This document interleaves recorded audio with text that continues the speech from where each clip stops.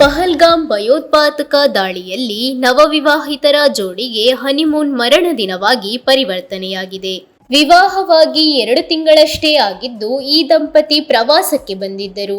ಆದರೆ ಆಕೆಯ ಗಂಡನ ಮೇಲೆಯೇ ಬಂದೂಕುದಾರಿಗಳು ಗುಂಡು ಹಾರಿಸಿದ್ದು ಸ್ಥಳದಲ್ಲೇ ಸಾವನ್ನಪ್ಪಿದ್ದಾರೆ. ಪತ್ನಿ ಮಾತ್ರ ಬದುಕುಳಿದಿದ್ದು ಕಣ್ಣೀರಿಡುತ್ತಾ ನನ್ನ ಗಂಡನನ್ನು ಉಳಿಸಿ ಎಂದು ಕೇಳಿಕೊಂಡಿದ್ದಾರೆ.